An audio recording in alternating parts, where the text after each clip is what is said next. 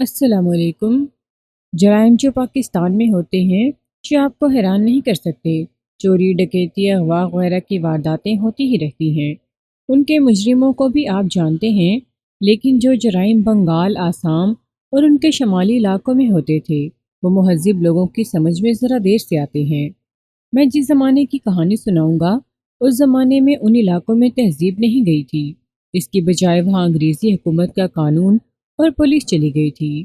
آسام کے بعض علاقوں میں ایسے قبیلے تھے جو ننگ دھڑنگ رہتے تھے، اور ان کا رواج تھا کہ دشمن کو قتل کر کے اس کی کھوپڑی خشک کرتے اور اپنے پاس رکھتے تھے، اور بہت سی عجیب و غریب رسومات ان میں تھیں جو بہت خوفناک تھیں۔ کسی مہمان کو بہت ہی قیمتی تحفہ دینا چاہتے تو اسے اپنی کسی دشمن کی کھوپڑی دیا کرتے تھے۔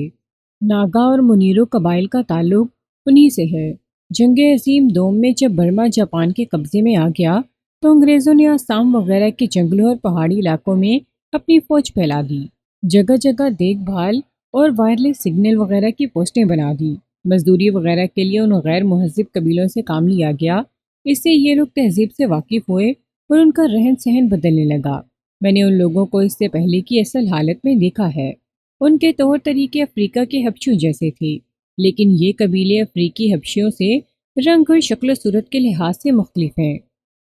میں اس وقت بنگال پولیس میں کانسٹیبل تھا۔ 6 سال بعد مجھے اسسٹنٹ سب انسپیکٹر کے لیے منتخب کیا گیا تھا۔ اپنی عجیب و غریب کہانی سنانے سے پہلے بنگال پولیس کے بارے میں تھوڑی سی واقفیت کرا دیتا ہوں۔ بنگالیوں، آسامیوں اور خاص طور پر جنگلی قبیلوں پر انگریزوں کو بھروسہ نہیں تھا۔ پہلے وہاں ملٹری پولیس ہوتی تھی جو توڑ کر بنگال پولیس بنائی گئی، لیکن اس میں بنگالی بہت کم لیے جاتے ہیں۔ زیادہ نفری پنجاب کی بھرتی کی گئی اور کچھ ہندوستان کے دوسرے صوبوں سے لی گئی تھی۔ آسام اور برما پولیس میں بھی زیادہ نفری پنجابیوں اور پٹھانوں کی تھی۔ میں جس زمانے میں بنگال پولیس میں بھرتی ہوا تھا اس زمانے میں ہم لوگ اسکول میں داخل ہونے کو اچھا نہیں سمجھا کرتے تھے۔ کوئی لڑکا 10 جماعتیں پاس کر لیتا تو لوگ اسے رک کر دیکھا کرتے تھے۔ میرے خاندان میں تعلیم کے جراثیم داخل ہو چکے تھے، میں ان سے بچ نہ سکا اور میں نے 8 جماعتیں پاس کر لیں۔ پھر دل اٹھ گیا اور میں نے آگے نہ پڑھا۔ 18 سال کی عمر ہو گئی تو بنگال پولیس کی بھرتی کا شور سنا۔ مجھے پولیس کی نوکری اچھی لگتی تھی، مگر والد صاحب اسے بہت برا سمجھتے تھے۔ میں ان کی مرضی کے خلاف بھرتی ہو گیا اور ٹریننگ کے بعد مجھے بنگال بھیج دیا گیا۔ مجھے اس نوکری میں دلچسپی تھی اور میں اس زمانے کے معیار تعلیم کے مطابق تعلیم یافتہ تھا، اس لیے انگریز اور بنگالی افسر مجھے اچھا سمجھتے تھے۔ میرا دماغ بھی ذرا اچھا تھا۔ میں نے بہت تھوڑے عرصے میں بنگالی سیکھ لی۔ یہ واردات سن 1949 کی ہے۔ میری سروس 5-6 سال ہو چکی تھی اور میں آج کے بنگلہ دیش کے شمال مشرقی ایک پولیس چوکی میں تھا۔ انچارج سب انسپیکٹر ایک بنگالی ہندو گھوش تھا۔ مجھے یاد نہیں رہا کہ رابندر گھوش تھا یا راجندر گھوش۔ وہ تعلیم یافتہ اور بہت اچھے کردار کا آدمی تھا۔ اس نے مجھے اپنا ایک قسم کا پرائیویٹ سیکرٹری بنا رکھا تھا۔ اس کا ایک اسسٹنٹ بھی تھا جو ہندوستان کے کسی علاقے کا رہنے والا تھا۔ محرر ہیڈ کانسٹیبل مغیث الدین خام رام پوری پٹھان تھا۔ سب اچھے لوگ تھے اور سب میری قدر کرتے تھے۔ ایک گاؤں سے ایک ہندو زمیندار رپورٹ لے کے آیا کہ اس کی بیٹی کی عمر 16 سال آج دوسرا روز ہے لاپتہ ہے۔ وہاں کے گاؤں ہماری طرح نہیں تھے، جنگلی اور پہاڑی علاقہ تھا۔ بارش زیادہ ہونے کی وجہ سے پانی جمع رہتا تھا۔ ان کے گھر اس طرح تھے کہ موٹے موٹے بانسوں پر بانسوں ہی کے بنے ہوئے چبوترے تھے اور ان پر بانسوں کے جھونپڑے کھڑے تھے۔ چھتیں سلوپ والی اور ان پر گھاس پھوس وغیرہ ڈالا گیا تھا۔ جہاں بہت سے ایسے جھونپڑے ہوتے انہیں گاؤں کہتے تھے۔ ان لوگوں کی دھان اور پٹسن کی کھیتیاں بھی تھیں اور پاکستان کی طرح وہاں بھی زمیندار ہوتے تھے۔ یہ ہندو ایسا ہی زمیندار تھا۔ پنجاب کے زمینداروں کی طرح دولت مند تو نہیں تھا، لیکن بنگال کی غربت کے مقابلے میں امیر سمجھا جاتا تھا۔ گھوش نے رپورٹ لکھنے سے پہلے وہ سوال پوچھے جو ایسے کیسوں میں ضرور پوچھے جاتے ہیں۔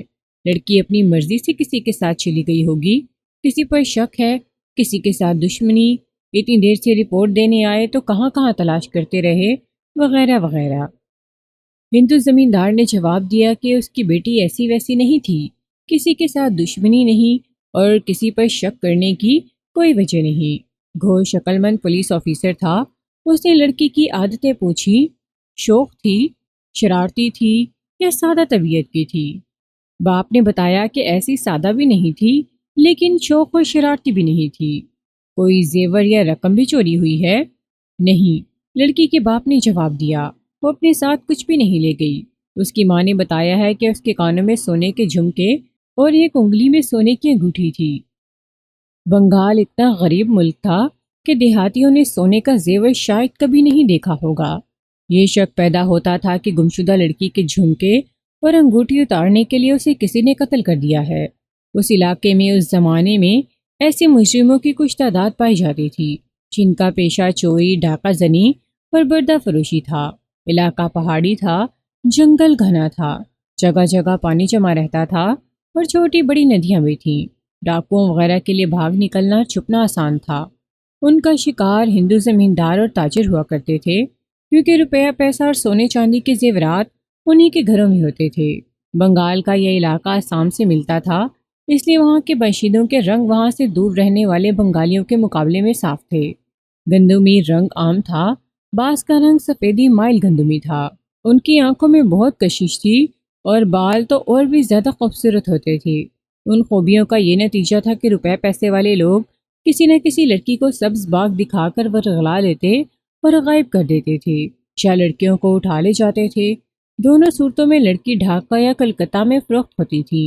گھوش کہتا تھا کہ لڑکی اگر اپنی مرضی سے نہیں گئی اور سونے کے زیور کی خاطر کسی نے اسے قتل نہیں کیا تو اغوا ہوئی ہے۔ رپورٹ درج کر کے اور اس کے باپ سے ضروری باتیں پوچھ کر اسے رخصت کر دیا گیا۔ گھوش اپنے اسسٹنٹ اور ہیڈ کانسٹیبل کے ساتھ صلاح مشورہ کرنے لگا کہ لڑکی کی تلاش کے لیے کون سا راستہ اختیار کیا جائے۔ میں بھی وہاں موجود تھا۔ میں تفتیش میں بہت دلچسپی لیا کرتا تھا۔ گھوش بہت قابل تفتیشی افسر تھا۔ اس کی سب سے بڑی خوبی یہ تھی کہ اخلاق کا بہت اچھا تھا اور اس میں لالچ نہیں تھا۔ اس کے دماغ میں یہ بات آئی کہ اس ہندو زمیندار کے مزارے یا نوکر چاکر ہوں گے، ان کے جوان بیٹیاں اور بیویاں ہوں گی۔ اس زمیندار نے ان میں سے کسی کی عزت پر ہاتھ ڈالا ہوگا۔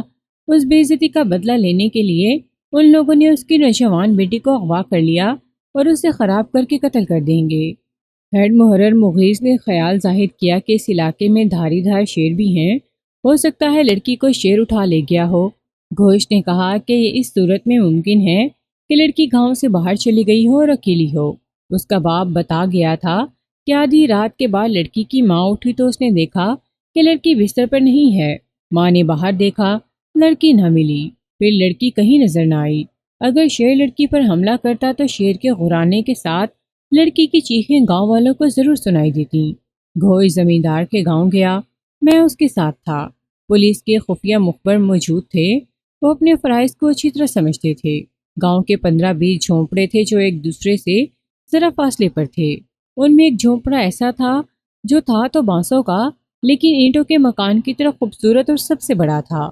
اس کی بناوٹ سے ظاہر ہوتا تھا کہ یہ اس ہندو کا ہے جس کی بیٹی لاپتہ ہے۔ ہمیں دیکھ کر گاؤں کے تمام آدمی، عورتیں اور بچے باہر نکل آئے اور اپنے اپنے جھونپڑے کے سامنے کھڑے ہو کر ہمیں دیکھنے لگے۔ ان کے چہروں پر خوف نظر آ رہا تھا۔ ہندو زمیندار ہماری طرف آیا۔ گھوش نے اس کی طرف توجہ نہ دی۔ اس نے 5-6 آدمیوں کو اپنے پاس بلایا اور انہیں وہ رات یاد دلائی جب لڑکی لاپتہ ہوئی تھی، اور پوچھا کہ انہوں نے باہر کسی قسم کی آواز یا چیخ یا کوئی اور ایسی آواز سنی تھی جو ان کے لیے غیر معمولی ہو۔ سب نے سر ہلا دیے۔ کسی نے کوئی غیر معمولی آواز نہیں سنی تھی۔ ان لوگوں سے کچھ اور باتیں پوچھیں، کسی سے کوئی ایسی بات معلوم نہ ہوئی جو ہمیں لڑکی کا سراغ لگانے میں مدد دیتی۔ ہم ہندو زمیندار کے گھر چلے گئے۔ اس کی بیوی کو علیحدگی میں بٹھا کر گھوش نے پوچھا کہ لڑکی کی عادتیں کیسی تھیں اور کیا وہ شوق تھی۔ ماں نے جو جواب دیے اگر وہ سچے تھے تو لڑکی کسی کے ساتھ اپنی مرضی سے نہیں گئی تھی، وہ خوبصورت لڑکی تھی۔ گھوش نے پوچھا کہ رات کو کسی سہیلی کے گھر جایا کرتی تھی۔ ماں نے بتایا کہ شام کے بعد لڑکیاں کسی کے گھر میں یا باہر اکٹھی ہو کر گپیں مارتی یا گانا بجاتی ہیں، لیکن ہر لڑکی کے گھر والوں کو معلوم ہوتا ہے کہ وہ کہاں ہے۔ گمشدگی کی شام باہر نکلی تھی؟ نہیں، ماں نے جواب دیا۔ یہ اس کی عادت تھی کہ آدھی رات سے ذرا پہلے پیشاب کے لیے باہر نکلتی تھی اور جھونپڑے کے پیچھے چلی جاتی تھی۔ ماں سے لڑکی کی سہیلیوں کے نام پوچھے۔ اس نے 3 نام بتائے۔ گھوش نے ان تینوں سے باری باری یہ سراغ لگانے کی کوشش کی کہ لڑکی کسی کو چاہتی ہوگی اور وہ اس کے ساتھ چلی گئی ہوگی۔ تینوں نے کہا کہ لڑکی ایسی نہیں تھی۔ یہ تو ظاہر تھا کہ لڑکی روپے پیسے کے لالچ میں آنے والی نہیں تھی۔ اس کے گھر میں روپیہ پیسہ بہت تھا۔ تمہاری کھیتیاں مزاروں کے پاس ہیں؟ گھوش نے پوچھا۔ تمہارا خاوند وہاں جاتا رہتا ہے، مزاروں کی جوان بیٹیاں اور بیویاں ہوں گی۔ تمہیں کبھی ایسا شک ہوا ہو کہ تمہارا خاوند ان میں سے کسی کے ساتھ دلچسپی رکھتا ہے؟ میں نے کبھی ایسا شک نہیں کیا، اس نے جواب دیا۔ میرا خاوند مذہب کا پابند ہے، پوجا پاٹ زیادہ کرتا ہے، اس لیے کسی مسلمان کو اپنے کھیتوں میں کام نہیں کرنے دیتا۔ اس کے بعد مزاروں کی طرف توجہ دی گئی۔ ان کے جھونپڑے وہاں سے تھوڑا دور تھے جہاں ہندو زمیندار کی کھیتیاں تھیں۔ یہ تھوڑا سا علاقہ میدانی تھا، یہی اس ہندو کی زمینداری تھی۔ ان کھیتوں کے قریب کسانوں اور مزاروں کے جھونپڑے تھے۔ ہندو زمیندار کے مزاروں کو باہر بلایا۔ ان کی 2 جوان غیر شادی شدہ لڑکیاں تھیں اور ایک جوان شادی شدہ عورت۔ شہی ایک عورت تھی جس کی شکل و صورت اچھی اور اس کا رنگ صاف اور نکھرا ہوا تھا۔ یہ آسام کی پیداوار تھی۔ اس وقت بنگال اور آسام الگ الگ صوبے تھے۔ آج کی طرح یہ الگ ملک نہیں تھے، اس لیے سرحدی پابندیاں نہیں تھی۔ جہاں دونوں صوبے ملتے تھے اس لائن کے ادھر ادھر کے لوگ ایک جیسے تھے، آپس میں رشتے ناطے کرتے تھے، اس لیے ان کے نقش و رنگ ملتے جلتے تھے۔ ہم وہاں 5-6 گھنٹے رہے۔ ہندو زمیندار کے مزاروں کو الگ الگ کر کے پوچھا کہ زمیندار نے کسی عورت کے ساتھ دست درازی کی ہوگی۔ سب نے انکار کیا اور اپنے زمیندار کے اخلاق اور سلوک کی تعریف کی۔ گھوش نے مجھے کہا کہ یہ تو تسلیم کیا جا سکتا ہے کہ زمیندار نے کوئی بدمعاشی نہیں کی ہوگی، لیکن یہ نہیں ہو سکتا کہ مزاروں کے ساتھ اس کا سلوک اچھا ہوگا۔ وہ اس قدر غریب لوگ تھے کہ ظلم کے خلاف بولنے کی جرت نہیں کرتے تھے، پیٹ کی خاطر ظلم اور بے عزتی برداشت کرتے تھے۔ میں نے گھوش سے کہا کہ یہ مرے ہوئے لوگ اپنے مالک کی بیٹی کی طرف آنکھ اٹھا کر بھی دیکھنے سے ڈرتے ہوں گے۔ یہ کیسے ہو سکتا ہے کہ ان میں کسی نے اس کی بیٹی کو اغوا اور قتل کیا ہوگا؟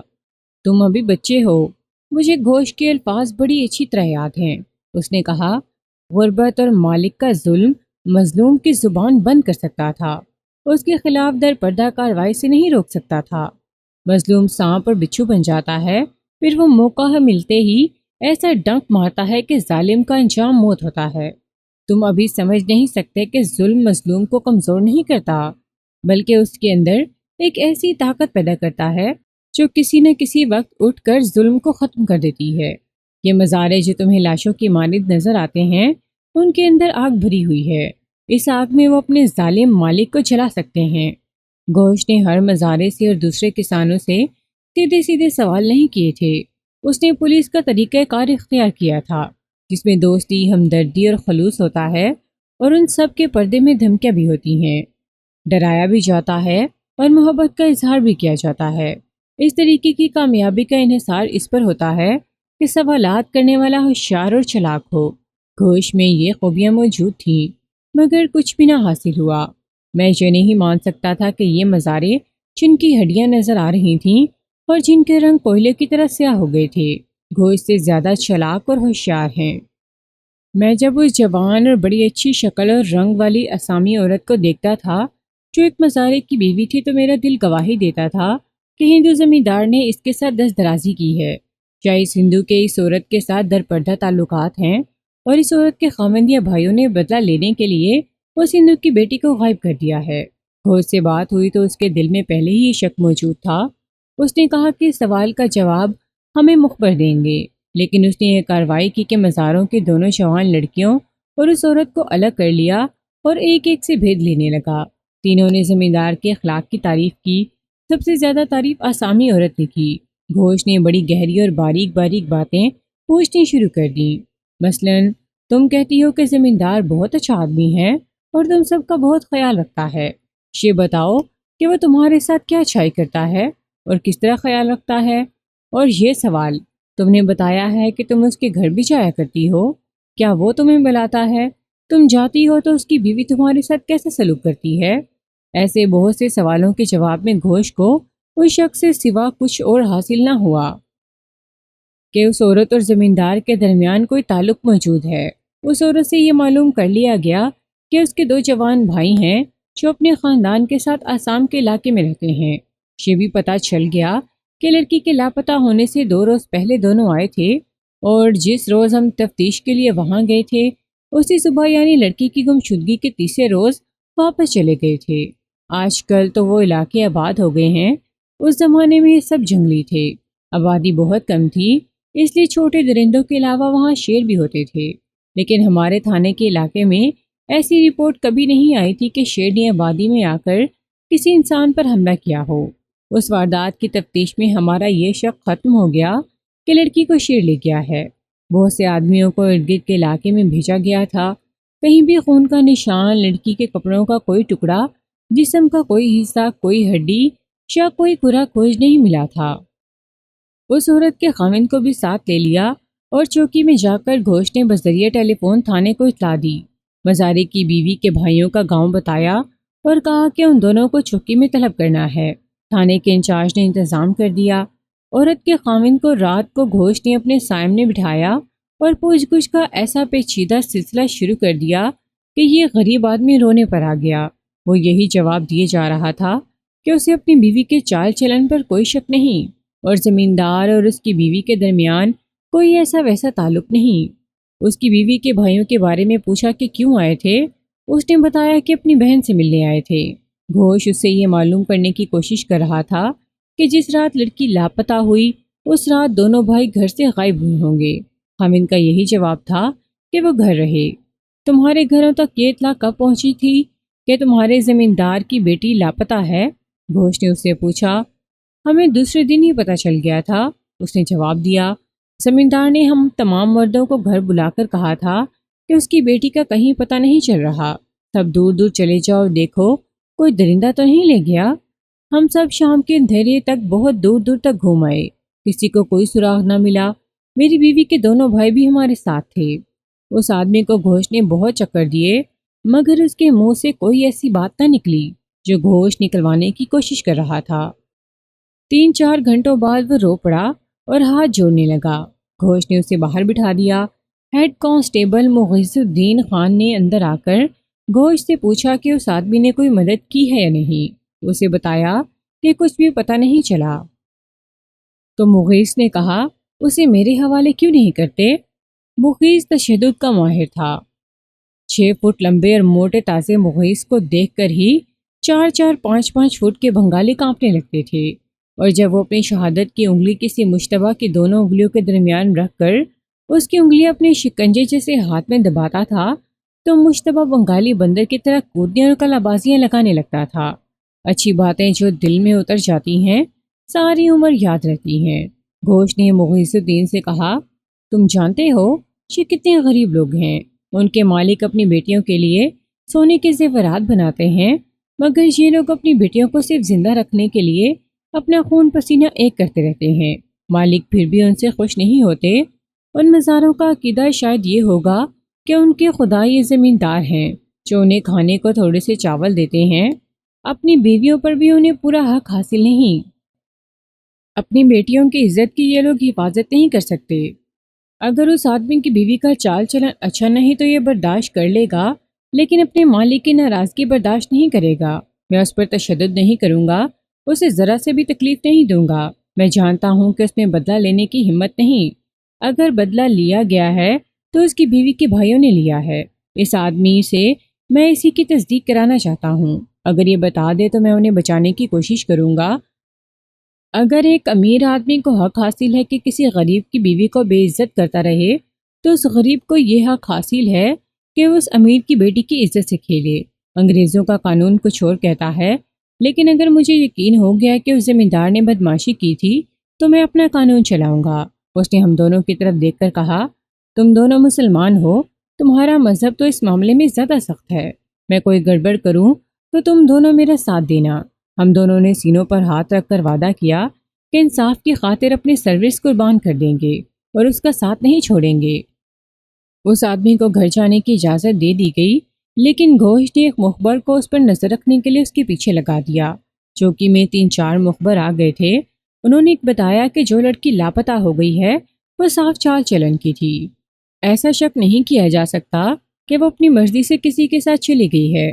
اس کے باپ کے چال چلن کی رپورٹ بھی صاف تھی۔ اس مزارے کی بیوی بھی اچھے چال چلن کی بتائی گئی۔ ان تھوڑے سے جھونپڑوں میں یہی تھوڑے سے لوگ بستے تھے، وہاں کسی کی کوئی اچھی یا بری حرکت چھپ نہیں سکتی تھی۔ ان سب کے علاوہ جن پر شک تھا وہ پیشہ ور بردہ فروش و ڈکیت تھے۔ ان کے نام چوکی میں موجود تھے، یہ معلوم کرنا تھا کہ ان میں سے کوئی لڑکی کو اٹھا کر لے گیا ہے تو کس طرح لے گیا اور کہاں لے گیا۔ لڑکی اپنے گھر والوں کے ساتھ اندر سوئی ہوئی تھی اور دروازہ اندر سے بند تھا۔ یہی ایک صورت تھی کہ مجرم کو معلوم تھا کہ لڑکی، جیسا کہ اس کی ماں نے بتایا تھا، ہر رات اٹھ کر جھونپڑے کے پیچھے چلی جاتی ہے۔ مجرم وہاں کہیں چھپا ہوا تھا، وہ اسے اٹھا کر لے گیا۔ اغوا کی وجہ لڑکی کی خوبصورتی اور نوجوانی ہو سکتی ہے۔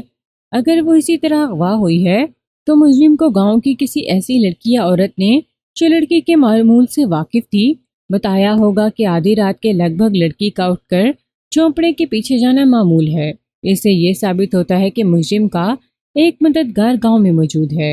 گھوش نے بردہ فروشوں پر شک کیا، لیکن اس نے یہ کہا کہ ایسا ہو نہیں سکتا کہ مجرم جھونپڑے کے پیچھے لڑکی کا انتظار کرتا رہا۔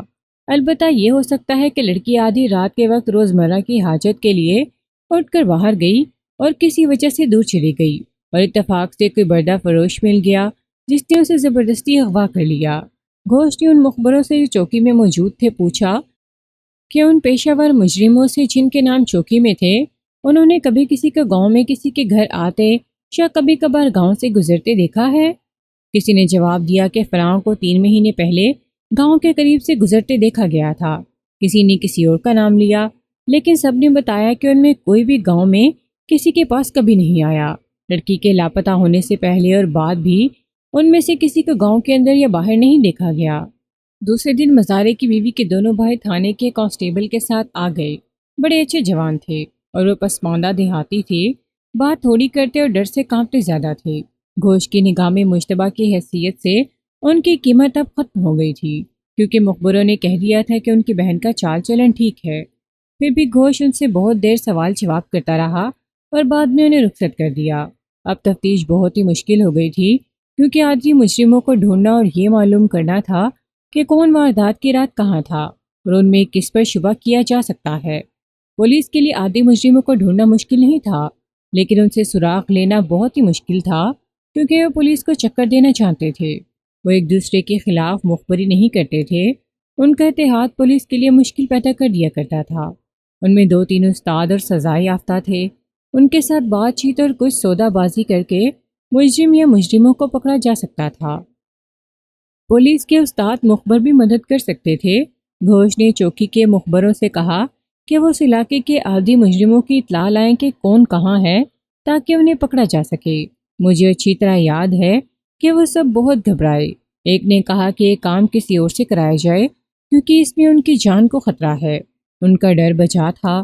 3-4 سال پہلے ایک مخبر نے ایک ڈکیت کی نشاندہی کی اور وہ قتل ہو گیا تھا۔ بنگالیوں کو یہ مہارت حاصل تھی کہ 1-2 منٹ میں کسی آدمی کی آنکھیں نکال دیتے تھے۔ اس کام کے لیے وہ دھنام کا ایک ہتھیار استعمال کرتے تھے، چلتے چلتے اپنے دشمن کی آنکھیں نکال کر غائب ہو جاتے تھے۔ آج کل بھی بنگالی دھا استعمال کرتے ہیں اور آنکھیں نکالنے کے ماہر ہیں۔ گھوش کو ان پر غصہ آ گیا، اس نے انہیں گالیاں دیں، سزائے قید دلانے کی دھمکیاں دیں اور پھر انعام کا لالچ بھی دیا۔ اس سے آپ یہ نہ سمجھیں کہ گھوش یا پولیس کا محکمہ اتنا بے بس تھا کہ مخبروں کے بغیر چل ہی نہیں سکتا تھا۔ پولیس مجرموں کو زمین کے نیچے سے بھی نکال سکتی تھی۔ مخبروں کی مدد کا یہ فائدہ تھا کہ پولیس کا کام آسان ہو سکتا تھا۔ گھوش نے چوکی کے مخبروں کو غصے سے چوکی سے نکال دیا اور کہا جو کام کرے گا اسے انعام ملے گا، باقی قید ہو جائیں گے۔ یہ خالی دھمکی تھی، انہیں قید نہیں کیا جا سکتا تھا۔ انہیں آزادی حاصل تھی کہ مخبری سے انکار کر دیتے، مگر غریب اور پسماندہ لوگ پولیس سے بہت ڈرتے تھے۔ ان کے جانے کے بعد گھوش نے اپنے اسسٹنٹ اور ہیڈ کانسٹیبل کو بلا کر اس علاقے کے پیشہ ور مجرموں کو چوکی میں لانے کا پروگرام بنانا شروع کر دیا۔ دن گزر گیا۔ رات کو ہندو زمیندار کے گاؤں کا ایک آدمی آیا۔ وہ کسان تھا اور در پردہ چوکی کا مخبر بھی تھا، جو ان مخبروں میں شامل تھا جنہیں گھوش نے انعام کا لالچ اور قید کی دھمکی دی تھی۔ وہ گھوش سے تنہائی میں ملا۔ مجھے معلوم نہیں ہو سکا کہ اس نے گھوش سے کیا باتیں کی۔ وہ چلا گیا تو گھوش نے مجھے بلا کر کہا کہ میں اس کے گاؤں جاؤں اور اس کی بیوی کو چوکی میں لے آؤں۔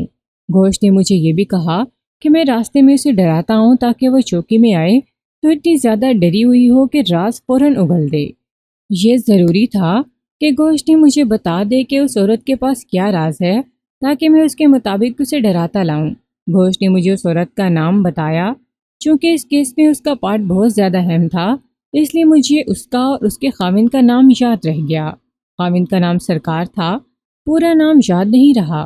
گھوش نے عامی کو چوکی میں لانے کا جو سبب بتایا وہ اس طرح تھا کہ عامی کا خاوند ابھی بھی چوکی میں آیا تھا۔ اس نے گھوش سے یہ کہا کہ اس کی جان کی حفاظت کی جائے تو وہ ایک راز بتائے گا۔ گھوش نے اس کی جان کی حفاظت کی جھوٹی سچی ذمہ داری لی۔ سرکار نے بتایا کہ ایک عادی مجرم ان کے گاؤں آتا رہتا ہے۔ سرکار نے عجیب بات یہ بتائی کہ یہ عادی مجرم اس کی بیوی عامی سے ملنے آتا ہے۔ سرکار اس مجرم سے اتنا ڈرتا تھا کہ نہ اسے اپنی بیوی سے ملنے سے روکتا تھا، نہ اپنی بیوی کو باز رکھ سکتا تھا۔ عامی بھی آسامی تھی اور اس علاقے کی خوبصورتی کے معیار کے مطابق خوبصورت تھی۔ اس کا رنگ آسامیوں کی طرح زردی مائل گورا تھا، جس میں ہلکا سا سانولا پن بھی تھا۔ وہ جوانی کی عمر میں تھی۔ سرکار کے ساتھ اس کی شادی ہوئے 2 سال گزرے تھے۔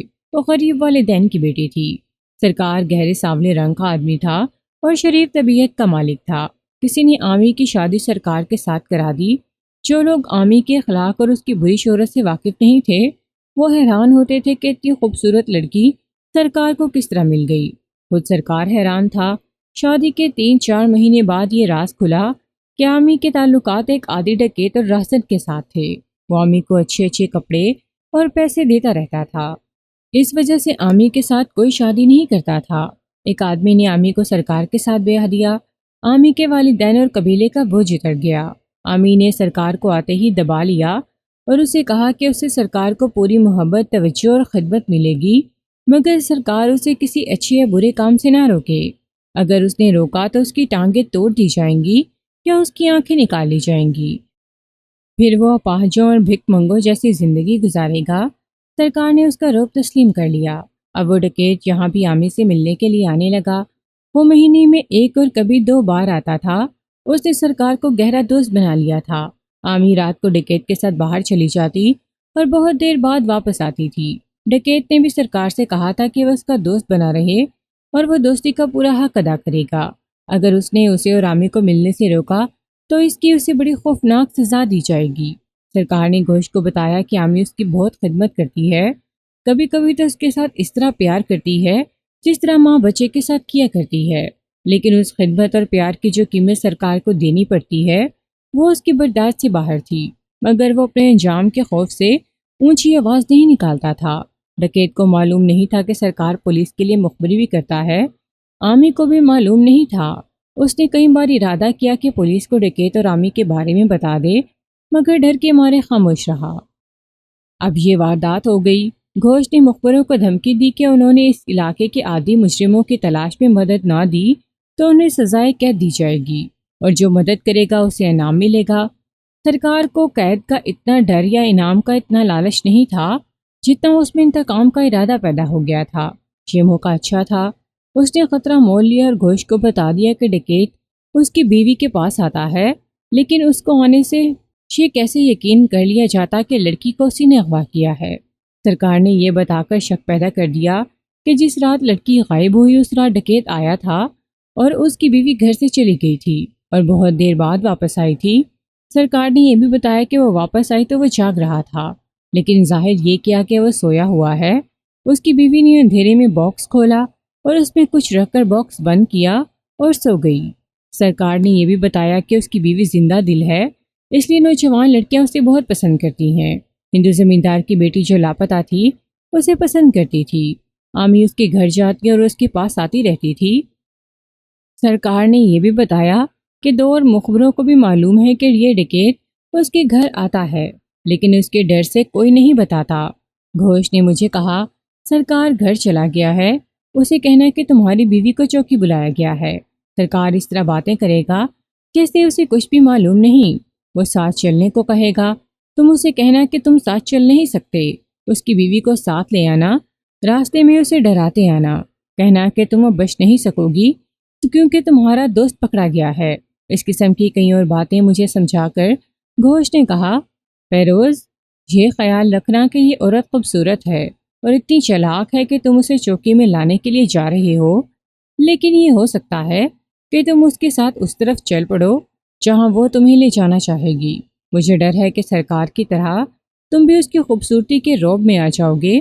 چوکی اور گاؤں میں بہت فاصلہ ہے۔ میں نے گھوش کو کوئی جواب نہ دیا۔ 1.5 گھنٹہ پیدل سفر کر کے سرکار کے گاؤں پہنچا۔ عامی گھر تھی، اس کے نقش اور اس کا رنگ ایسا تھا کہ شادی شدہ نہیں لگتی تھی۔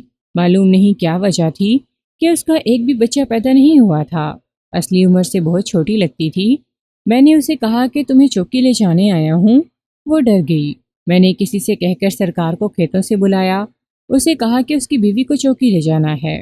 وہ طے کیے ہوئے ڈرامے کے مطابق ڈرنے اور گھبرانے لگا، اور اس نے ایسی باتیں کی جس سے اس کی بیوی کو ذرا سا بھی شک نہ ہوا کہ مخبری سرکار نے ہی کی ہے۔ سرکار نے کہا کہ وہ بھی اپنی بیوی کے ساتھ چوکی جائے گا۔ میں نے اسے روک دیا۔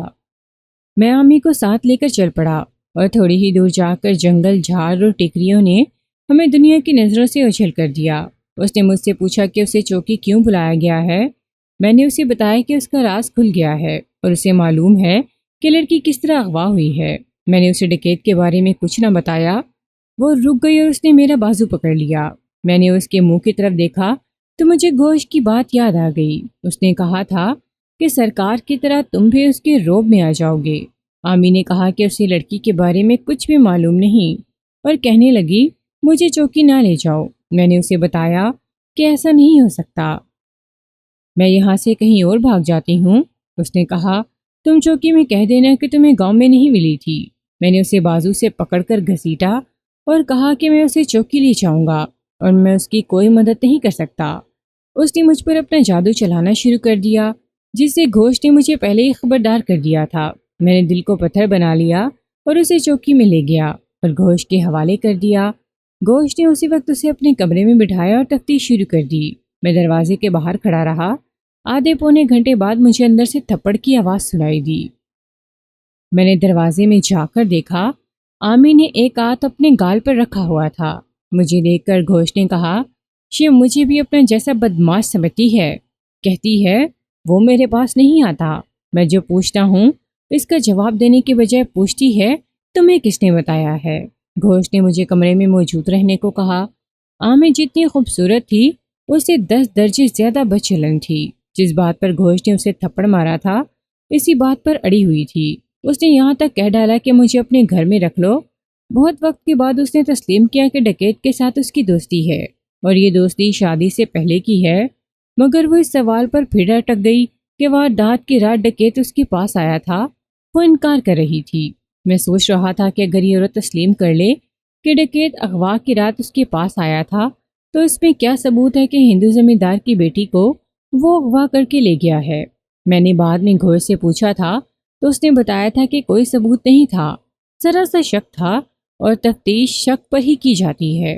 اس کے علاوہ عامی جس طرح اپنے آپ کو پیش کر رہی تھی اور جس طرح سوالوں کو ٹال رہی تھی اور جس لہجے میں جواب دے رہی تھی، اس سے شک پکا ہوتا تھا کہ لڑکی کے اغوا کے ساتھ اس کا تعلق کچھ نہ کچھ ضرور ہے۔ گھوش نے اس سے پوچھا کہ جب وہ ڈکیت کے چلے جانے کے بعد اپنے گھر واپس آئی تو اس نے باکس میں کیا رکھا تھا۔ اس نے جواب دیا کہ اس نے کچھ بھی نہیں رکھا تھا۔ پھر واپس آ کر باکس کیوں کھولا تھا؟ میرا خامد تمہیں میرے بارے میں غلط باتیں بتا گیا ہے۔ اس نے جواب دیا میں نے تمہارے خامد کی شکل بھی نہیں دیکھی۔ گھوش نے کہا پھر تمہیں کس نے بتایا ہے؟ وہ تمہیں پیسے دے گیا تھا؟ گھوش نے پوچھا۔ وہ مجھے کچھ بھی نہیں دے گیا تھا۔ گھوش نے پوچھ گچھ کا اصلی طریقہ اختیار کیا۔ آپ یقین کریں کہ اس نے عامی کو گالی نہیں دی، سوائے ایک تھپڑ کے اس پر ہاتھ نہیں اٹھایا اور اس کے منہ سے یہ نکلوا لیا کہ ڈکیت اسے کچھ دے گیا تھا، مگر عامی یہ نہیں بتا رہی تھی کہ کیا دے گیا ہے۔ عامی جنگل کی رہنے والی عورت تھی، گھوش جتنی چالاک نہیں ہو سکتی تھی، پھر بھی اس نے نہ بتایا کہ ڈکیت اسے کیا دے گیا تھا۔ گھوش کو یہیں سے شک ہوا کہ وہ کوئی ایسی چیز دے گیا ہے جس کا تعلق اگر لڑکی کے اغوا کے ساتھ نہیں تو کسی اور واردات کے ساتھ ہوگا۔ اگر وہ پیسے یا کپڑے دے جاتا تو عامی ضرور بتا دیتی۔ گھوش نے کہا کہ چلو اس کے گھر کی تلاشی لی جائے۔ وہ اٹھا اور عامی اٹھ کے اس کے ساتھ لپٹ گئی۔ اسے ابھی تک یقین تھا کہ وہ گھوش کو رام کر لے گی۔ میں نے آگے بڑھ کر اسے گھسیٹا اور گھوش سے الگ کیا۔ رات ہو گئی تھی۔ گھوش نے کہا کہ تلاشی میں دیر نہیں کرنی چاہیے، ہم ہوا میں تیر چلا رہے ہیں، شاید کوئی سراغ مل جائے۔ ہیڈ کانسٹیبل مغیث الدین اور ایک اور کانسٹیبل کو بھی ساتھ لے لیا گیا۔ راستے میں عامی نے کئی بار گھوش کے قریب ہونے کی کوشش کی، لیکن ہم میں سے کسی نہ کسی نے اسے گھسیٹ لیا۔ اندھیرے میں اتنا لمبا سفر کر کے ہم اس کے گھر پہنچے۔ سرکار سویا ہوا تھا۔ ہماری آواز پر اس نے بتی جلائی۔ عامی نے دانت پیس کر اسے گالی دی اور کہا، میں تیری بوٹی بوٹی کرا دوں گی، یہ سب تیری کرتوت ہے۔ سرکار ڈر گیا۔ گھوش نے عامی سے پوچھا کہ باکس کہاں ہے؟ اس نے غصے سے جھونپڑے کے کونے میں رکھا ہوا ایک لکڑی کا باکس دکھا کر کہا، وہ ہے، دیکھ لو کیا دیکھتے ہو۔ باکس کھولا، اس میں بڑے اچھے اچھے کپڑے تھے جو اس قسم کے غریبوں کے پاس نہیں ہوا کرتے تھے۔ ہٹائے تو چاندی کے 2-3 معمولی سے زیورات نکلے اور ان میں سونے کے جھمکوں کی ایک جوڑی اور سونے کی ایک انگوٹھی بھی تھی۔ گمشدہ لڑکی کے باپ نے بتایا تھا کہ لڑکی کے کانوں میں سونے کے جھمکے اور انگلی میں سونے کی انگوٹھی تھی۔ گھوش نے عامی سے پوچھا کہ یہ دونوں چیزیں تمہاری ہیں؟ اس نے کوئی جواب نہ دیا۔ سرکار نے کہا، یہ دونوں چیزیں ہماری نہیں ہیں۔ گھوش نے مجھے کہا کہ ہندو زمیندار اور اس کی بیوی کو بلا لاؤں۔ میں دونوں کو لے آیا تو گھوش نے جھمکے اور انگوٹھی انہیں دکھا کر پوچھا کہ وہ ان چیزوں کو پہچانتے ہیں۔ ماں نے جھپٹ کر دونوں چیزیں گھوش کے ہاتھ سے لے لی اور بڑی تیزی سے بولی، یہ میری بیٹی کا زیور ہے۔ کہاں ہے وہ؟ میری بچی کہاں ہے؟ اور وہ رونے لگی۔ بتاؤ، گھوش نے عامی سے کہا، اس سوال کا جواب تم دے سکتی ہو۔ وہ ڈھیٹ ہو گئی، کچھ بھی نہ بولی۔ مغیث نے اس کے کندھے پر ہاتھ رکھ کر جھنجھوڑا اور کہا، بولو، ان کی بیٹی کہاں ہے؟ اس نے مغیث کا ہاتھ اپنے ہاتھ سے جھٹک دیا اور جواب دینے کے بجائے سرکار کو گھورنے لگی۔ اس کے دانت پس رہے تھے جیسے سرکار کو کچا کھا جائے گی۔ چوکی لے چلو، گھوش نے کہا۔ نہیں جاؤں گی، عامی نے کہا، گھسیٹ کر لے چلو۔ ہم نے اسے گھر سے گھسیٹ کر نکالا۔ باہر آ کر وہ گھسیٹے بغیر چلنے لگی۔ راستے میں گھوش اس سے بڑے اچھے طریقے سے سمجھاتا رہا کہ اب اس نے کچھ چھپایا تو اس کا انجام بہت ہی برا ہوگا۔ ہمدردی کے رنگ میں اس کے دل میں گھوش نے جو ڈر پیدا کیا، اس نے بہت کام کیا۔ جب چوکی میں پہنچے تو گھوش نے اتنی رات گزر جانے کے باوجود نہ خود آرام کیا نہ ہم میں سے کسی کو آرام کرنے دیا۔ اس نے مجھے اور مغیث کو اپنے ساتھ بٹھا لیا۔ دوسرے کانسٹیبل کو اس نے عامی کے لیے کھانا لانے کو کہا۔ وہ چلا گیا تو گھوش نے عامی کو کہا، تم اپنے آپ کو قیدی نہ سمجھو، ہم سے بالکل نہ ڈرو، تم ہماری حفاظت میں ہو، وہ تمہیں کوئی نقصان نہیں پہنچا سکتا۔ اس کا دل موم کرنے کے لیے گھوش اس کے ساتھ بڑے پیارے لہجے میں باتیں کرتا رہا۔ ہیڈ کانسٹیبل نے اور میں نے بھی ہمدردی کی۔ اس سلوک نے اتنا کام کیا جو تشدد سے نہیں لیا جا سکتا۔ کھانا آ گیا جو اس نے پیٹ بھر کر کھایا۔ پہلے سوال پر ہی اس نے ڈکیت کا نام لیا جو میرے ذہن سے اتر گیا ہے، اور کہا، لڑکی کو وہ لے گیا ہے بیچنے کے لیے؟ گھوش نے پوچھا۔ نہیں، اس نے جواب دیا، کالی دیوی کو قربانی دینے کے لیے۔ کہاں؟ گھوش نے حیران ہوئے بغیر پوچھا۔ اس نے یہ نہیں بتایا، عامی نے جواب دیا، کہتا تھا دور جنگلوں میں لے جاؤں گا۔ یہ سن کر کہ لڑکی کو کالی دیوی کی قربانی کے لیے لے جایا گیا ہے، ہم میں سے کوئی بھی حیران نہ ہوا۔ پرانے زمانے کے مشہور راہزن اور ڈاکہ زن جنہیں ٹھگ کہا جاتا تھا، کسی خیالی دیوی کی پرستش کیا کرتے تھے۔ اسے عرف عام میں کالی ماتا یا کالی دیوی کہا جاتا تھا۔ ان ٹھگوں کے گروہ ہوا کرتے تھے جو قافلوں کو لوٹ لیا کرتے تھے۔ آسام کے پہاڑی علاقوں میں جہاں لوگ انسانی کھوپڑیاں گھروں میں رکھتے تھے، وہاں انسانوں کی قربانی کا بھی رواج تھا۔ مجھے اتنا پتہ چلا تھا کہ یہاں کے بھی ٹھگ اور ڈاکو کالی دیوی کی پوجا کرتے ہیں، اور ان کا عقیدہ ہے کہ واردات سے پہلے کالی دیوی کو خوش کرنا ضروری ہوتا ہے۔ گھوش نے عامی سے پوچھا کہ یہ ڈکیت کوئی بڑی واردات کرنے گیا ہے؟ عامی نے بتایا کہ اس نے 10-12 آدمی اکٹھے کر کے اپنا گروہ بنا لیا ہے، ابھی انہوں نے کوئی بڑی واردات نہیں کی۔ اس نے عامی کو بتایا تھا کہ اس نے کالی دیوی کے ایک پوجا کرنے والے سے پوچھا تھا کہ اپنے گروہ کی پہلی واردات سے پہلے اسے کیا کرنا چاہیے جس سے کالی دیوی کی رضا حاصل ہو جائے۔ اس نے کہا تھا کہ جنتر سنتر کر کے اس سے بتایا کہ ایک کنواری لڑکی کی قربانی دینی ہوگی۔ اس نے ڈکیت کو ایسی لڑکی کی خاص نشانیاں بتائیں، عمر بھی بتائی اور آنکھوں کو کوئی خاص رنگ بتایا۔ مجھے اب یاد نہیں رہا کہ یہ رنگ اور دوسری نشانیاں کیا تھیں۔ ڈکیت ایسی لڑکی کی تلاش میں رہا۔ ایک روز وہ عامی سے ملنے آیا ہوا تھا۔ اس نے اس ہندو زمیندار کی بیٹی کو دیکھا، اس میں اسے ساری نشانیاں نظر آ گئیں۔ اس سے پہلے اس نے عامی کو نہیں بتایا تھا کہ اسے ایک خاص قسم کی لڑکی کی ضرورت ہے۔ ہندو زمیندار کی بیٹی کو دیکھ کر اس نے عامی سے کہا کہ وہ اس لڑکی کو اغوا کرنا چاہتا ہے۔ عامی بگڑ گئی کہ وہ اس لڑکی کو اپنے لیے اغوا کرنا چاہتا ہے، اور عامی سے اس کا دل بھر گیا ہے۔ ڈکیت نے اسے بتا دیا کہ وہ اس لڑکی کو کیوں اغوا کرنا چاہتا ہے۔ ڈکیت نے عامی سے یہ وعدہ بھی لیا کہ اپنا گروہ پہلی واردات کر لے تو وہ عامی کو ہمیشہ کے لیے اپنے ساتھ لے جائے گا۔ عامی نے اسے بتایا کہ لڑکی اس کی سہیلی ہے اور اس کی اغوا میں وہ مدد کر سکتی ہے۔ انہوں نے اغوا کے طریقے سوچے لیکن مشکل نظر آتے تھے۔ عامی نے یہ طریقہ بتایا کہ وہ لڑکی کو کسی رات گاؤں سے باہر لے آئے گی اور ڈکیت وہاں موجود رہے۔ ڈکیت چلا گیا۔ دوسرے دن عامی نے لڑکی سے کہا کہ کسی رات گاؤں سے ذرا دور چل کر کھیلیں کودیں گے۔ لڑکی نے اسے بتایا کہ ماں باپ اسے زیادہ رات دیر باہر نہیں رہنے دیتے اور وہ گاؤں سے باہر تو جانے ہی نہیں دیں گے۔ انہی باتوں میں لڑکی نے ہنس کر کہا کہ میں آدھی رات کے ادھر یا ادھر پیشاب کے لیے جھونپڑے کے پچھواڑے جاتی ہوں اور فوراً واپس آ جاتی ہوں۔ عامی کا دماغ بھی مجرموں والا تھا۔ اس نے یہ بات ذہن میں رکھ لی کہ لڑکی ہر رات ذرا سے وقت کے لیے باہر نکلتی ہے۔ 2-3 روز بعد ڈکیت آیا۔ عامی نے اسے لڑکی کی روزمرہ کی عادت بتائی۔ ڈکیت نے کہا کہ آج ہی رات کوشش کرتے ہیں۔ سرکار کو ان کے پروگرام کے بارے میں بالکل معلوم نہیں تھا۔ ڈکیت عامی سے یہ کہہ کر غائب ہو گیا کہ فلاں وقت تو فلاں جگہ آ جائے گا۔ رات کے طے شدہ وقت پر عامی گھر سے نکل گئی۔ سرکار میں جرأت نہیں تھی کہ اسے رات کو باہر لے جانے سے روک سکتا۔ وہ ڈکیت سے جا ملی۔ دونوں ہندو زمیندار کے گھر کے پچھواڑے ایک جھاڑی کے پیچھے چھپ کر بیٹھ گئے۔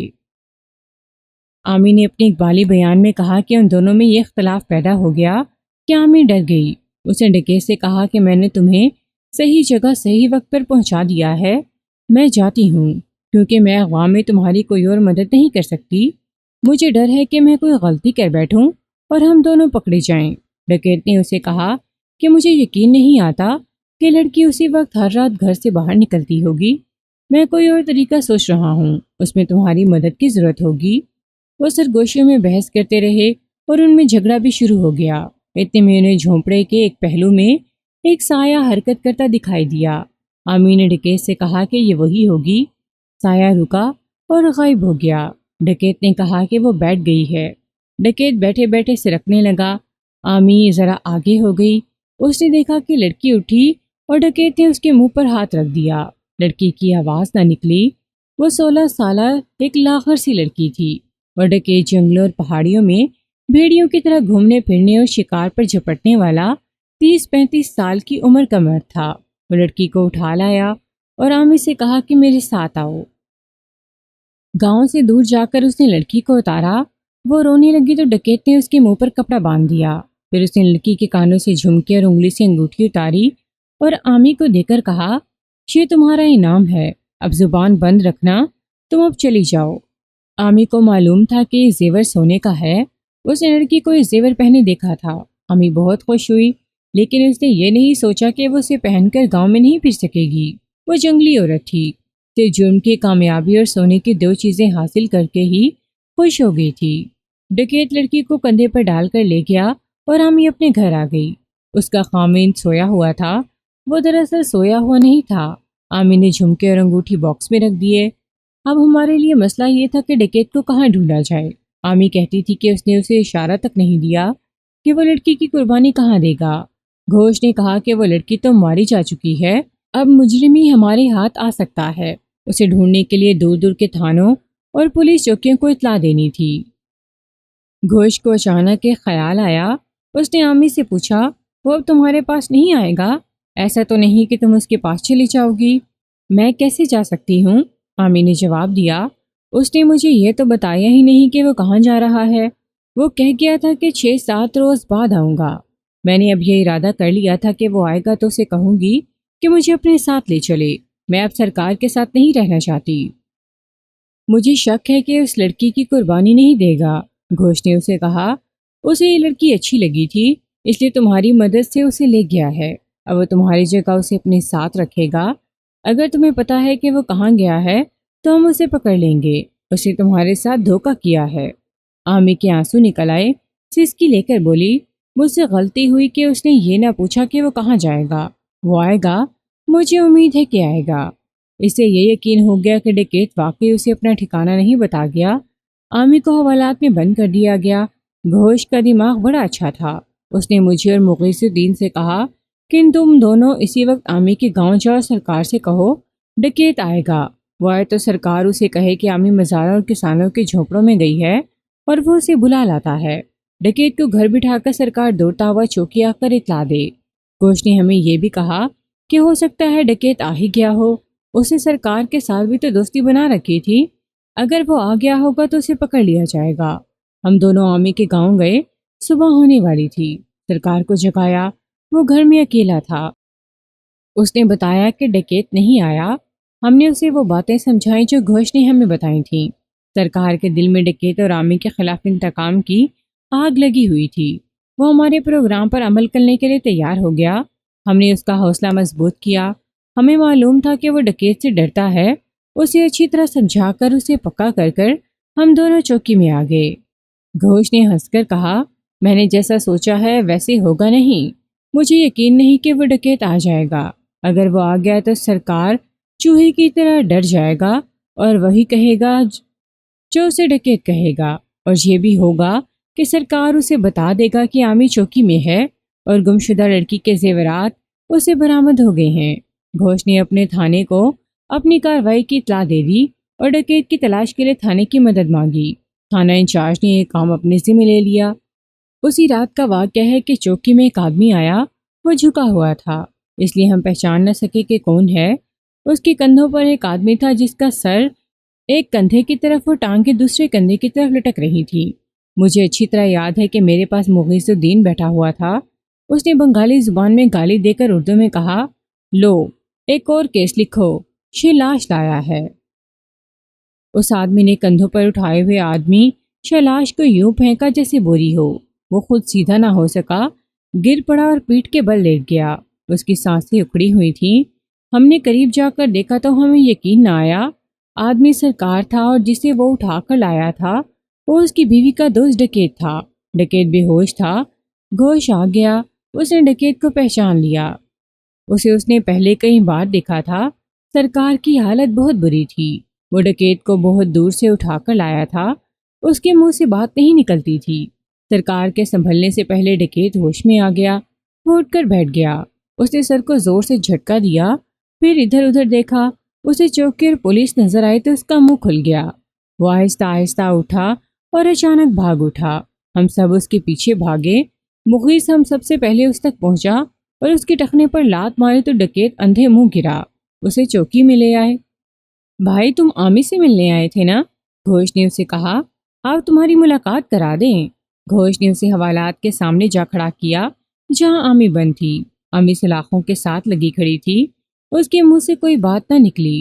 ڈکیت نے اسے کہا، شے اس سرکار نے کیا ہے، شے اب زندہ نہیں رہے گا۔ سرکار اسے جس طرح بے ہوشی کی حالت میں چوکی لایا تھا، شے ایک معجزہ تھا اور بڑا ہی دلچسپ۔ یہ گھوش کی عقل مندی تھی کہ اس نے مجھے اور مغیث کو سرکار کے پاس یہ طریقہ بتانے کے لیے بھیج دیا تھا کہ ڈکیت آئے گا اور سرکار کسی بہانے چوکی اطلاع دے دے۔ یہ طریقہ کامیاب ہوتا نظر نہیں آتا تھا، جس کی ایک وجہ یہ بھی تھی کہ چوکی 2 میل دور تھی۔ یہ فاصلہ ٹیکریوں، جنگل اور جگہ جگہ پانی کی وجہ سے 4 میل جتنا ہو جاتا تھا۔ واقعہ اس طرح ہوا کہ سورج غروب ہوتے ہی ڈکیت سرکار کے گھر آ گیا۔ سرکار نے اسے کہا کہ عامی ذرا دور کی جھونپڑوں کو نکل گئی ہے اور وہ اسے بلا لاتا ہے۔ وقت ذرا زیادہ لگ جائے گا کیونکہ جگہ دور ہے اور بہت سی عورتیں وہاں جمع ہوں گی، وہاں سے عامی اتنی جلدی اٹھے گی نہیں۔ سرکار بالکل اس طرح جس طرح ہم اسے سمجھا رہے تھے بہت تیز چوکی کی طرف چل پڑا۔ اس نے آدھا فاصلہ طے کر لیا تھا۔ وہ تنگ سی پگڈنڈی پہ آ رہا تھا۔ اسے اپنے پیچھے کسی کے قدموں کی آواز سنائی دی۔ وہ چلتا گیا، پیچھے والا آدمی اور تیز چلنے لگا اور سرکار کے قریب آ کر بولا، ٹھہر سرکار، کہاں جا رہا ہے؟ یہ آواز ڈکیت کی تھی۔ وہ عادی مجرم تھا، کچا آدمی نہیں تھا۔ سرکار کے پیچھے چل پڑا تھا تاکہ وہ دھوکہ دینا چاہے تو کامیاب نہ ہو سکے۔ سرکار رک گیا۔ ڈکیت نے اس کے منہ پر تھپڑ مارا اور کہا، واپس چل، عامی کو آ لینے دے، میں تجھے وہی سزا دوں گا جو تمہیں بتائی تھی۔ چوکی جا رہا تھا تو۔ سرکار کو ہم سب بزدل سمجھتے تھے۔ اس کی بزدلی دراصل غریبی اور قسم پرسی تھی۔ اس کے سینے سے انتقام کا شعلہ نکلا۔ اس کے ہاتھ میں موٹا سا ڈنڈا تھا۔ اسے ڈنڈا استعمال کرنے کے بجائے ڈکیت کے پیٹ میں گھوسا مارا۔ ڈکیت دوہرا ہو گیا۔ سرکار نے پوری طاقت سے اس کے سر کے بلائی اور ذرا پچھلے حصے پر ڈنڈا مارا۔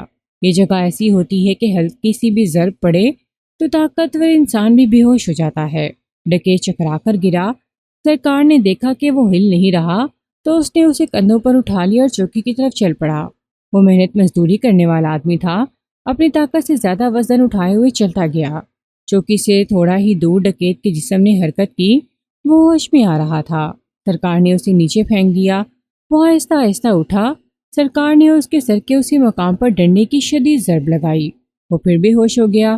سرکار اسے اٹھا کر چوکی لے آیا، لیکن تھکن نے اسے بھی ہوش میں نہیں رہنے دیا تھا۔ گھوش نے ہمیں کہا، اگر انسان کچھ کرنے کا ارادہ کر لے تو اس کے اندر بہت طاقت ہوتی ہے۔ گھوش نے ڈکیت سے پوچھا، لڑکی کی جان کی قربانی دی جا چکی ہے؟ کون سی لڑکی کی قربانی؟ اس نے جواب دیا، مجھے معلوم نہیں تم کیا کہہ رہی ہو۔ آمی میرے پاس ہے۔ گھوش نے کہا، لڑکی کے جھمکے اور انگوٹھی میرے پاس ہے۔ اگر لڑکی زندہ ہے تو ہمیں دے دو، صرف اغوا کی سزا ملے گی، اور اگر لڑکی نہ ملی تو قتل میں سزائے موت پاؤ گے۔ وہ اپنے آپ کو استاد سمجھتا تھا، لیکن گھوش زیادہ استاد تھا۔ ڈکیت نے اسے گمراہ کرنے کی کوشش کی۔ گھوش نے اسے ایسا گھیرا کہ ڈکیت مان گیا۔ ڈکیت نے کچھ وعدے لیے جو گھوش نے دے دیے۔ ان میں ایک وعدہ یہ تھا کہ لڑکی برآمد ہونے کے بعد گھوش ڈکیت کے لیے حراست سے فرار ہونے کا موقع پیدا کر دے گا۔ یہ جھوٹا وعدہ تھا۔ لڑکی ابھی زندہ ہے، ڈکیت نے کہا۔ جس رات چاند پورا ہو جائے گا اس رات اس کا سر کاٹا جائے گا۔ چاند پورا ہونے میں ابھی کچھ دن باقی تھے۔ گھوش نے اس سے پوچھا کہ لڑکی کہاں ہے؟ اس نے ایک جگہ بتائی جو آسام کے شمال میں جنگلی اور پہاڑی علاقہ تھا۔ یہ جگہ ہماری چوکی سے 20 میل کے لگ بھگ تھی۔ اس نے بتایا کہ جنگلوں میں رہنے والے فقیر لڑکی پر ہر رات کچھ پڑھتے ہیں۔ یہ سلسلہ چاند کی 14ویں تک ختم ہو جائے گا۔ اس رات لڑکی کا سر کاٹ کر فقیر لے جائیں گے اور اس کا کلیجہ شیر کی کچھاڑ میں پھینک دیا جائے گا۔ باقی جسم دریا میں بہا دیا جائے گا۔ تھانے سے پولیس پارٹی کا انتظام کیا گیا۔ گھوش پارٹی کمانڈر تھا، میں بھی اس پارٹی میں شامل تھا۔ ہم سب رائفلوں سے مسلح تھے۔ گھوش کے پاس ریوالور تھا۔ پارٹی اس طرح روانہ ہوئی کہ منزل پر رات کو پہنچے۔ ہم بڑے اچھے وقت پہنچے۔ 2 پہاڑیوں کے درمیان ہموار جگہ تھی، وہاں درخت وغیرہ تھے۔ ڈکیت کی راہبری میں ہم اس جگہ پہنچے اور رک گئے۔ آگ جل رہی تھی جس کی روشنی کافی تھی۔ 6 ننگ دھڑنگ آدمی ایک دائرے میں ایک دوسرے کے پیچھے اچھل اچھل کر چل رہے تھے اور کچھ گنگنا رہے تھے۔ ان کے درمیان کوئی بیٹھا ہوا تھا۔ ڈکیت نے بتایا کہ وہ لڑکی ہے۔ گھوش نے پارٹی کو پھیلا کر آگے بڑھایا۔ ان آمیوں کو اس وقت خبر ہوئی جب ہم انہیں گھیرے میں لے چکے تھے۔ گھوش کے للکارنے پر وہ رک گئے۔ گھوش ریوالور ہاتھ میں لیے ان کے قریب گیا، پھر ہم سب رائفلیں آگے کی آگے چلے گئے۔ ان میں سے ایک نے ہمیں یہ کہہ کر ڈرا دیا کہ کالی دیوی تم سب کو اندھا کر دے گی اور تمہاری بیویوں، بہنوں، بیٹیوں اور ماؤں کے ہاں کبھی بچہ پیدا نہیں ہوگا۔ انہوں نے کچھ اور دھمکیاں بھی دیں۔ درمیان میں لڑکی بالکل برہنہ شیر کی کھال پر بیٹھی تھی۔ اس کے بال کھلے ہوئے تھے۔ وہ وجد کی حالت میں آہستہ آہستہ سر ہلا رہی تھی۔ تمام آدمیوں کو گرفتار کر لیا گیا۔ جب لڑکی کو گھوش اٹھانے لگا تو لڑکی نے اوپر دیکھا اور کہکہے لگانے لگی۔ اس کی یہ حالت بتاتی تھی کہ اسے کوئی نشہ آور چیز دی گئی ہے۔ 6 آدمی قریب ہی ایک غار میں رہتے تھے۔ اس میں سے لڑکی کے کپڑے برآمد ہوئے جو بڑی مشکل سے اسے پہنائے گئے۔ وہ کپڑے نہیں پہنتی تھی۔ غار سے جو چیزیں برآمد ہوئیں ان میں نشہ آور پانی بھی تھا جو لڑکی کو پلایا جاتا تھا۔ سب کو چوکی میں لے آئے۔ 6 ننگ دھڑنگ آدمی عدالت میں بھی پولیس کو کوستے رہے کہ ان کے مذہب کی توہین کی گئی ہے۔ لڑکی 2 روز بعد ہوش میں آئی۔ اسے اتنا ہی یاد تھا کہ ایک آدمی اسے اٹھا لے گیا تھا اور ان آدمیوں نے اسے پانی پلایا تھا۔ اس کے بعد اسے کچھ یاد نہیں آتا تھا۔ ڈکیت کو 10 سال، آمی کو 5 سال اور ان نانگے قبائلوں میں سے ہر ایک کو 7 سال سزائے قید دی گئی اور سرکار کو نقد انعام اور سند ملی تھی۔